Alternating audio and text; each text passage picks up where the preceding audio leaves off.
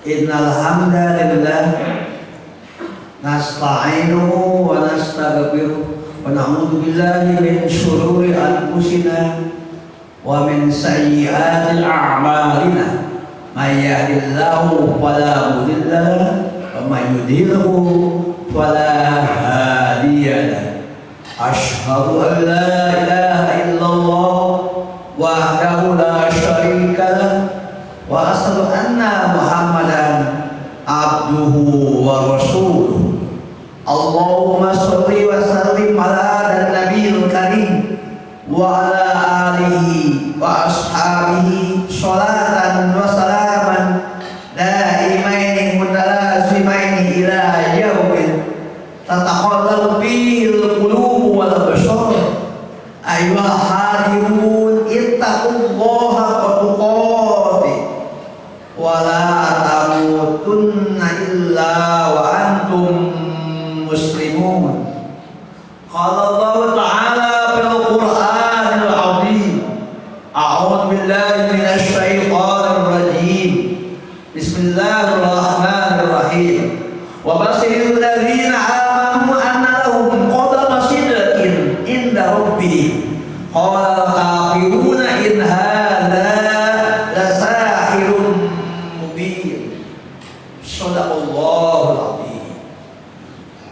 Hadirin, khutbah singkat ini mengambil judul iman modal memperaih rasa aman, kebahagiaan, kesempurnaan, dan keselamatan dunia dan akhirat.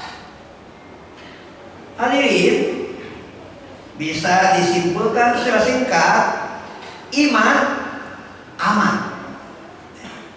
Gimana nih mewujudkan iman bisa memberikan kekuatan dalam diri kita untuk aman? Maka iman memiliki 3 titik. Titik pertama, iman ada pada lidah. Para ulama menyebutnya takrirun bil lisan, iqrarun bil lisan, yaitu menyatakan asyhadu an la ilaha illallah, saya bersaksi tidak ada manusia. Ini kita ucap. Ucapan ini menjadi kekuatan, ucapan ini menjadi power. Lalu setelah la ilaha illallah Muhammadur Rasulullah melahirkan 3, tidak ada ibadah kecuali kepada Allah. Tidak menyekutukan Allah dengan apapun dan siapapun. Dan yang ketiga, tidak mempertuhankan sesama makhluk. Manusia tidak mempertuhankan manusia, tidak mempertuhankan jin, tidak mempertuhankan setan. Tidak ada manusia yang menindas manusia. Ini iman dengan inti kalimat tauhid, kalimat syahadat. Diawali dengan kekuatan kata. Lalu titik yang kedua ditopang oleh ilmu. Ada tingkatan ilmu. Yang pertama secara umum disebut mengetahui makna iman, hakikat iman, fungsi iman. Ini penting. Tapi ditingkatkan pengetahuannya lebih mendalam, lebih detail, menjadi mengerti. Bahkan lebih detail lagi, lebih bisa menguraikan, bisa memadatkan, bisa menjelaskan, memahami. Ini titik yang kedua. Iman ditopang dengan ilmu. Iman menjadi kuat karena topangan ilmu. Ilmu tentang Allah, ilmu tentang sifat Allah, perbuatan Allah, ilmu tentang dasar-dasar keyakinan atau usuluddin. Ini penting. Tapi inti iman ada di titik yang ketiga. Titik yang ketiga itu melibatkan qalbu. Qalbu itu ada 2 kekuatan, al-quwah al-dzauqiyah, kecerdasan emosi. Dan yang kedua al-quwah al-ruhiyah, kekuatan rohani. Ada 2 power dalam kalbu. Nah, apabila iman dari ucapan ditopang oleh pengetahuan turun dalam hati, setidak-tidaknya menurut Imam Al-Ghazali dalam hati itu ada 4 keadaan yang sangat menopang. 1, meresap seperti air di dalam pohon, air dalam tanah, sifat air itu meresap. Nah, kalau iman meresap ke dalam sampai ke dalam rasa, maka ini akan melahirkan yang kedua, hidup hayat. Orang akan menghayati. Tidak ada Tuhan selain Allah, tidak ada ibadah kepada Allah, tidak menyekutukan Allah, tidak mempertuhankan manusia, tidak mempertuhankan benda, tidak mempertuhankan kekuasaan, tidak mempertuhankan uang, tidak mempertuhankan jabatan. Itu akan hidup. Pengertian hidup itu seperti listrik, on atau off. Kalau hidup, maka akan menerangi, maka akan memberikan cahaya, akan mencerahkan. Inilah maka iman yang kalau sudah meresap dan menghayati dan terus dibina, maka iman akan mengakar. Dia ada 3 kekuatan dalam hati: meresap, menghayati, lalu mengakar. Nah, kalau ini sudah dibina terus tidak mengakar, maka nanti akan menjiwai. Iman membentuk personality, iman membentuk kepribadian. Jadi kalau dirumuskan kata-kata kuncinya: mengucapkan, mengetahui, mengerti, memahami, meresap, menghayati, menjiwai, mengakar, lalu menjiwai. Zaman kata. Kalau disebut kata kuncinya. Nah, yang 8 ini ada pada 3 titik: lidah, pikiran, hati. Lidah, pikiran, hati. Nah, apa yang terjadi berikutnya? Maka ini iman menjadi bagian dari personality. Ini disebut dengan Muslim personality, kepribadian Muslim. Nanti iman ini bisa berdampak pada 1, pada sikap. 2, iman berdampak pada aktivitas, kegiatan, disebut amal. Amal itu perbuatan, karya. Jadi karyanya dibimbing oleh iman. Masya Allah. Jadi kita perlu ini. Yang 8 ini mempengaruhi sikap kepada Allah. Kepada Allah menghadap, berserah, memohon, terganggu kepada sesama orang beriman, dulur, saudara, sejak dari dunia sampai akhirat. Kepada yang beda agama, saudara juga, saudara kemanusiaan, sama-sama manusia. Lalu kalau sama-sama berkomitmen membangun negeri, saudara kebangsaan. Yang pertama berlaku dari dunia sampai akhirat, bersifat universal. Yang kedua, selama hidup. Perlu diwujudkan yang kedua, perlu untuk membangun kebersamaan, untuk membangun solidaritas, persaudaraan, kepedulian, namun saja. Tapi iman jangan dicampur. Urusan ibadah, urusan doa, urusan keyakinan jangan dicampur. Gimana? Jadi kalau gitu wilayah bersama di mana? Masalah sosial saja, sama-sama bayar pajak, sama jaga ketertiban, sama-sama menjaga keamanan, sama-sama menjaga lingkungan, sama-sama menciptakan negeri yang damai. Allah membimbing. Surah Al-An'am ayat 82 membimbing supaya iman jangan dicampur. Saya akan bacakan. Alladzina amanu, orang-orang beriman, walam yalbisu imanahum, dan tidak dicampur imannya bidulmin, dengan kemusyrikan. Jadi iman harus murni, jangan dicampur.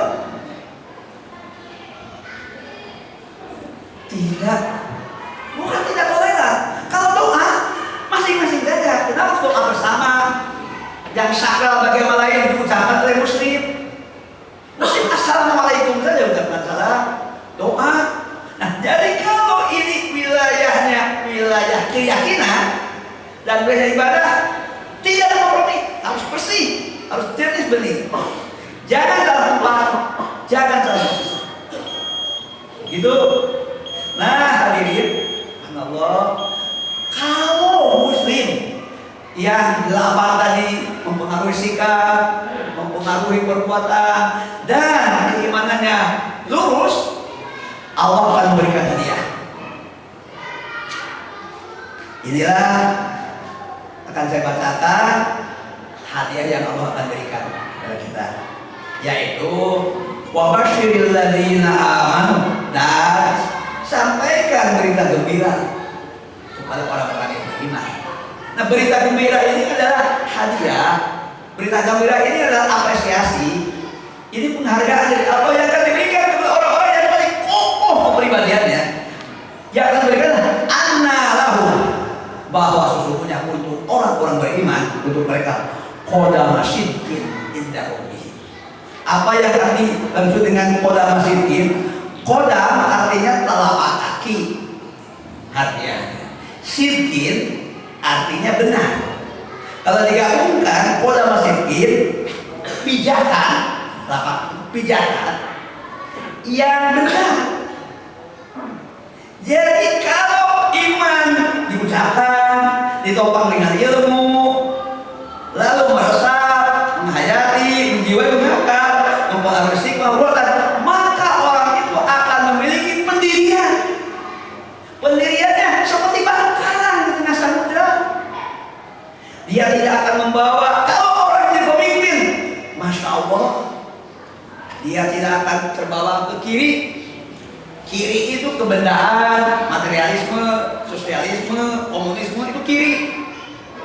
Tidak akan dibawa ke kanan, kapitalisme, demokrasi sekuler. Tidak ada lurus. Ini yang dicari oleh bangsa kita yang seperti ini. Tapi nggak berpikir sama partai, nggak berpikir sama tokoh. Kalau orang ini nggak punya partai, seperti orang mau berjalan nggak punya kendaraan, bisa ditinggal. Padahal dia punya qadama sidqin. Ini orang punya qadama sidqin, tapi tetap saja. Nah, qadama sidqin itu pendirian. Inilah rahasianya mengapa dulu ulama berani mati, berani berkorban.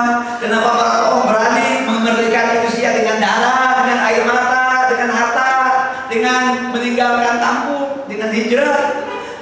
Mereka memiliki qadama sidqin.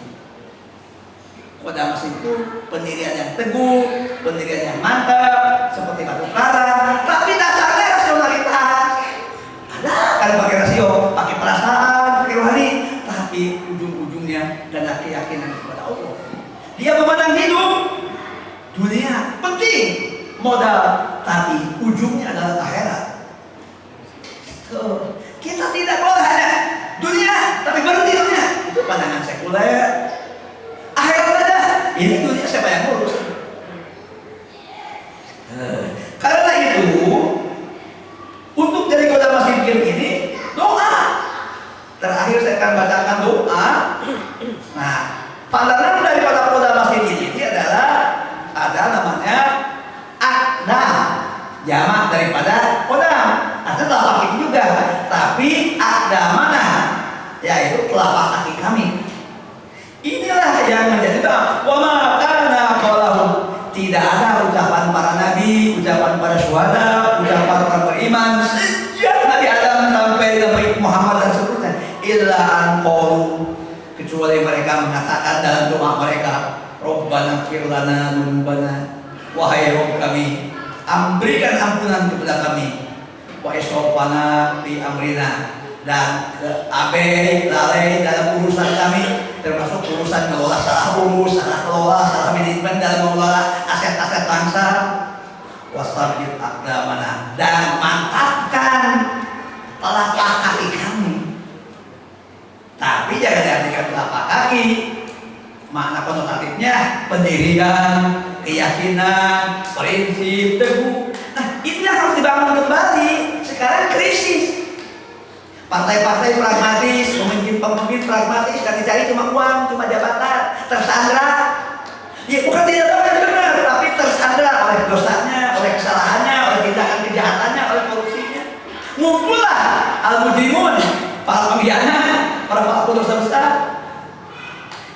Rakyat dari korban, negeri ini mau dibawa kemana? Karena pemimpinnya tidak punya Demikian dari wansurna ala qaumil kafirin, dan berikan pertolongan kepada kami untuk menghadapi orang-orang yang mengingkari, yang menolak.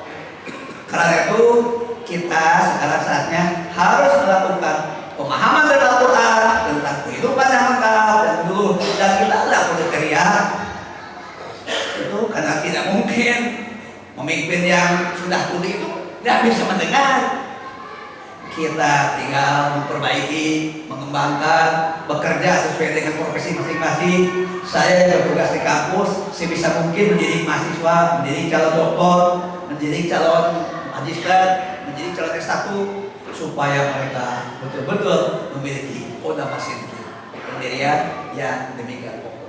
Insya Allah masih ada harapan, insya Allah masih ada peluang, insya Allah negeri kembali seperti dirintis oleh para pendahulu kita yang sudah jadi syuhada untuk memerdekakan negeri kita. Barakallahu li wa lakum fil Qur'anil azim wa nafa'ani wa iyyakum bima fihi minal ayati wa dzikril hakim. Wa taqabbalallahu minni wa minkum tilawatahu innahu huwas samiul alim. Aqul qul hadza wa astaghfirullah li wa lakum wa lisa'ilil muslimin wal muslimat wal mu'minin wal mu'minat. Faqad fadat mustakbirun, faqad fadat taibun.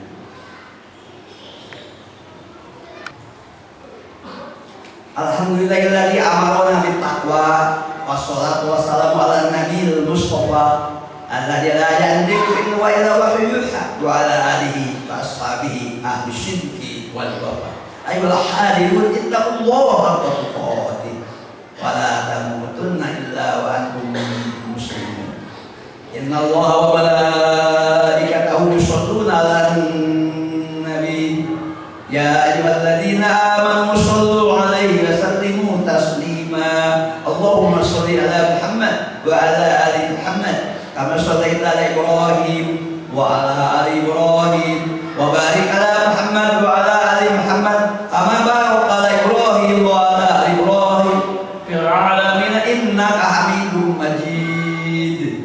Allahumma ighfir lil muslimin wal muslimat wal mu'minin wal mu'minat al ahya' minhum wal amwat innaka sami'un qaribun mujibud da'wat ya qadiyal hajat. Rabbana la tu'akhidhna in nasina aw akhtana. Rabbana wa la tahmil 'alaina isran kama hamalta 'alal ladzina min qablina. Rabbana wa la tuhammilna ma la